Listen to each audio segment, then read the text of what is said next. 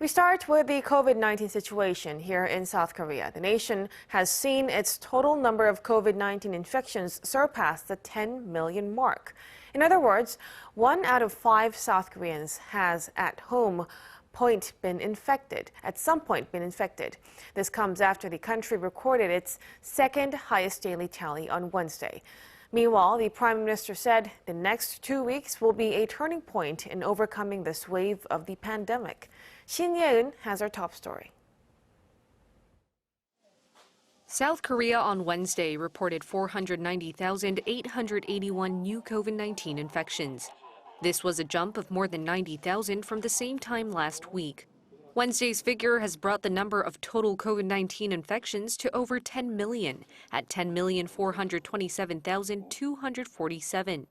The total tally suggests that 1 out of 5 South Koreans has contracted the virus at some point.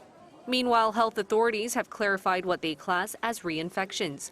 Citing data collected domestically and from abroad, authorities say those who test positive in the first 45 days from their original infection have simply redetected the COVID-19 that they already had.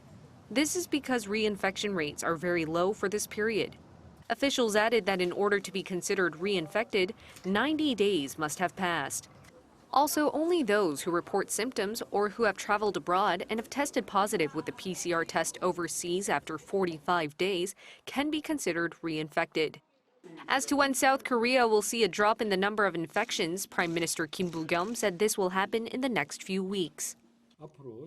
The next 2 weeks will be the turning point in overcoming the pandemic. If we endure this a bit more and abide by all measures, we will see caseloads come down quicker and reduce the number of deaths.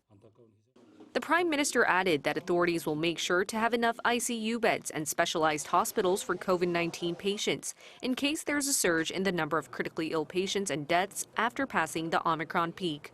Authorities are also set to solve the shortage in cold medicine that pharmacies nationwide have been seeing. This comes as there's been a surge in the number of people infected with COVID-19 or showing related symptoms. Shin Ye-eun, Arirang News.